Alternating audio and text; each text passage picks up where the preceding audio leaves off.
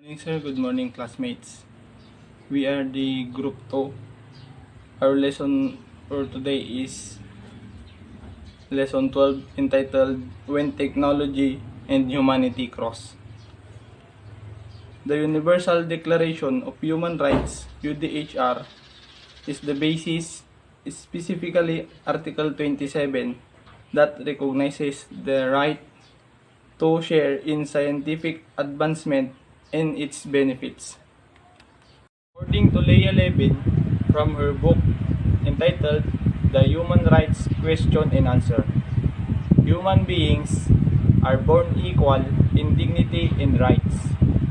These are moral claims that are inalienable and inherent in all human individuals by virtue of their humanity alone. These claims are articulated and formulated in what we call today human rights and have translated into legal rights established according to law creating processes of societies both on the national and international level. The right to benefit from advance in science and technology.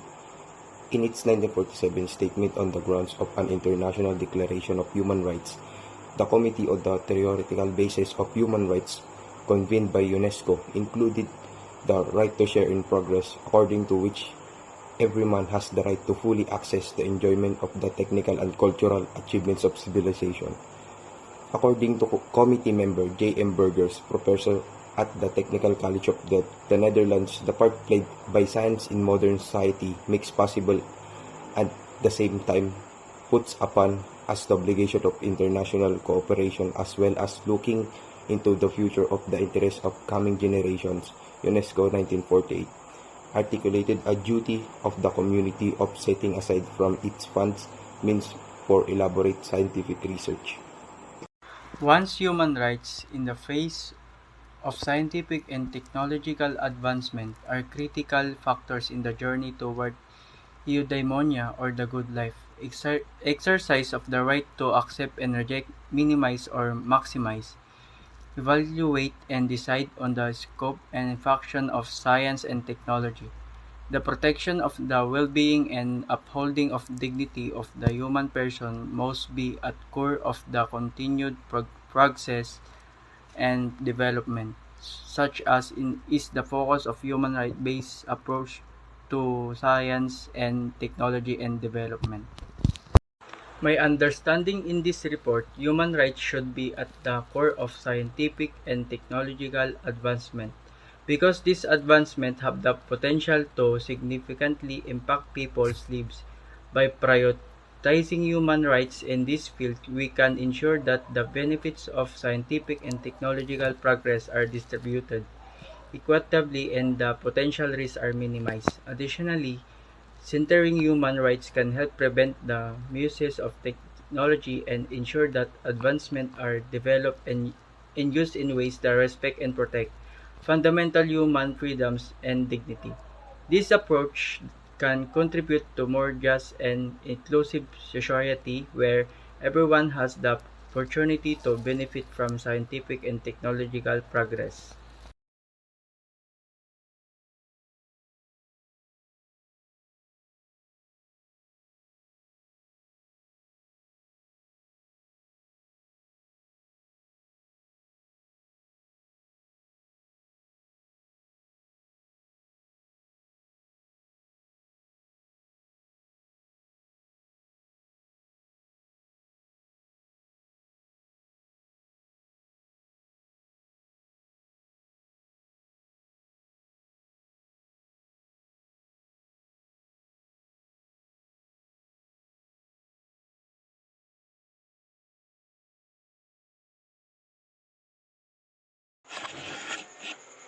A human rights-based approach to science, technology, and development seeks to place a concern for human rights at the heart of how the international community engages with urgent global changes. It entered to UN lexicon in 1997 with Kofi Annan call for human rights to be integrated into the UN mandate, management, and methodologies for Development and International Cooperation.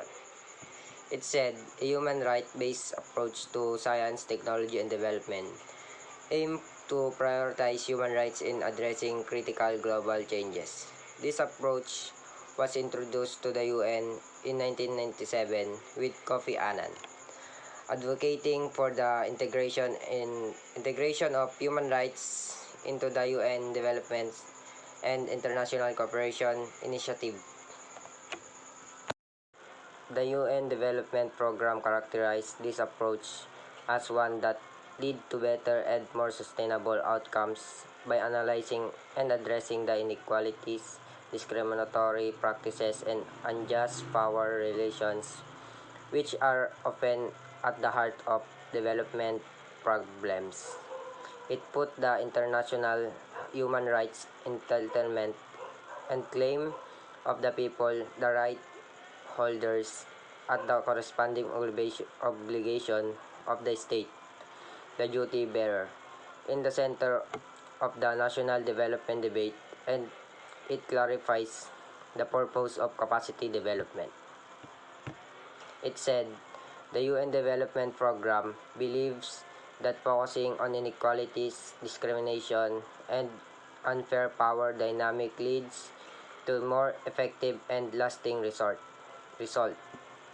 This method emphasizes people's rights and the government responsibilities in shaping the country's progress, making it clear why it's important to improve abilities and resources. S. Rom Mukherjee added that the approach requires scientists to go beyond knowing how their work relates to human rights and demand that they strive to secure and affirm human rights through the knowledge they produce. For instance, a right-based approach to virus studies in potentially creating an ethical frameworks that guides research as it's involved would not only push the frontiers of medicine and seek medical benefits but actively guard against the potential to create new biological weapon. It said, S. Rom Mukherjee emphasized the need for scientists to not just understand the connection between their works and human rights, but also actively work to uphold human rights by using their knowledge. For example, taking a right-based approach in virus studies can establish an ethical framework for research advancing medicine while preventing the misuse of research for creating biological weapons.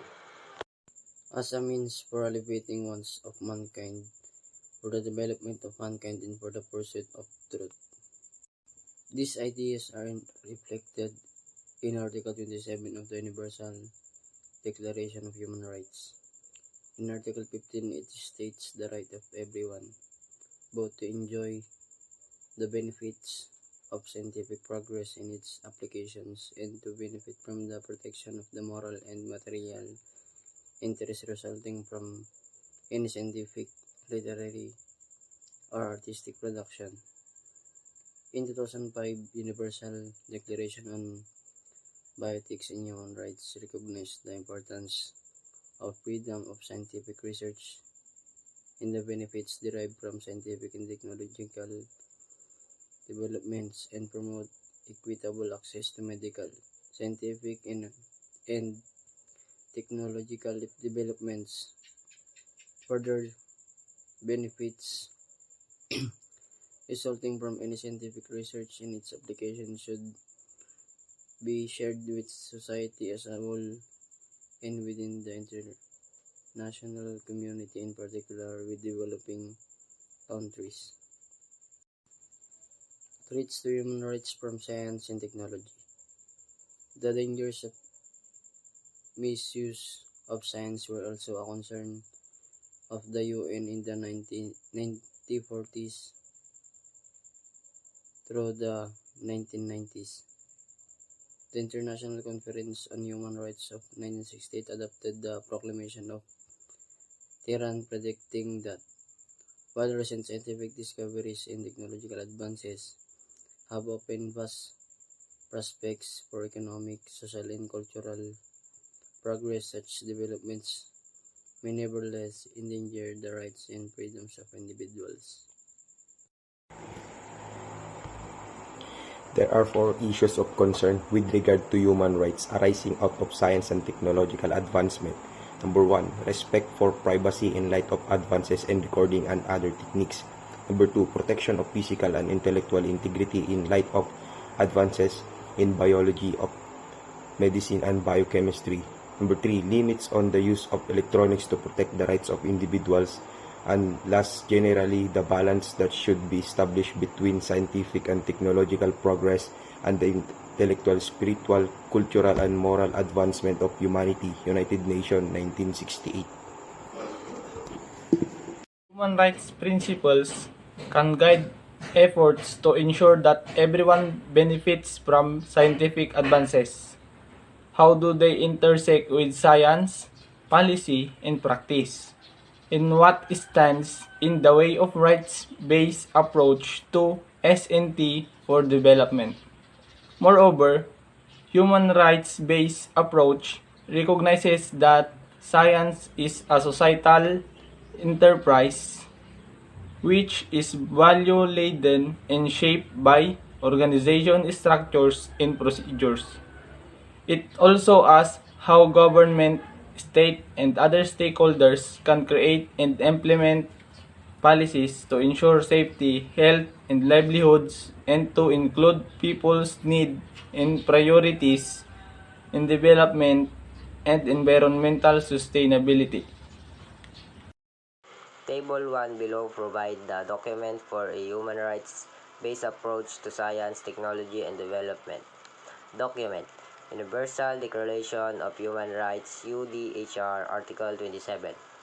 Key principle: everyone has the right freely to participate in the cultural life of the community, to enjoy the arts, and to share in scientific advancement and its benefits. It said, everyone has the right to freely participate in the cultural life of the community, enjoy the art, and share in scientific progress and its benefits.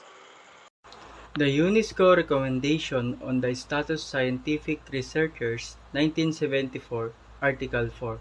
My understanding in this report, the recommendation emphasizes that any scientific conduct is subject to universal human rights standards. Researchers should be conducted in a responsible manner that respect the human rights of scientific researchers and human research subjects alike. The UNESCO Declaration on the Use of Scientific Knowledge, 1999, Article 33.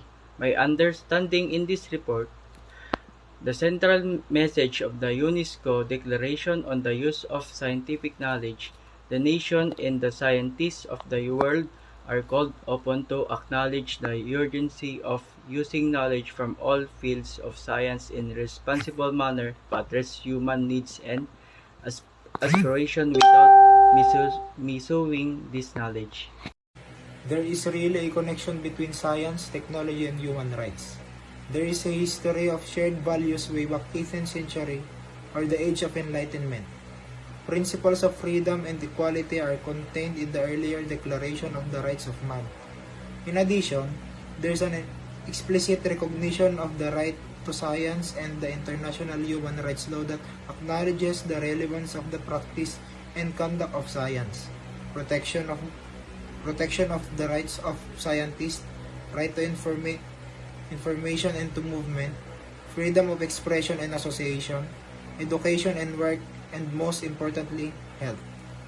In a nutshell, it is important that science and technology should adhere to the moral and ethical duty to protect and uphold human rights.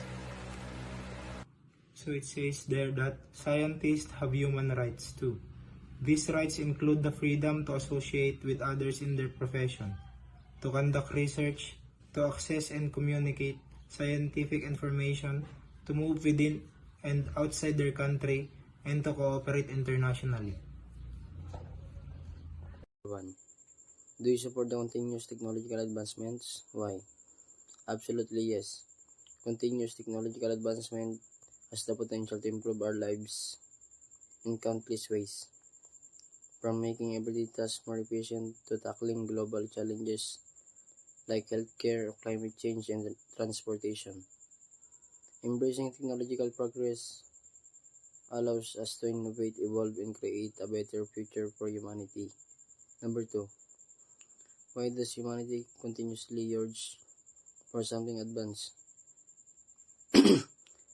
Humanity's continuous urge for advancement stems from a combination of innate curiosity, the pursuit of betterment, competition, and the practical benefits that technology brings to our lives.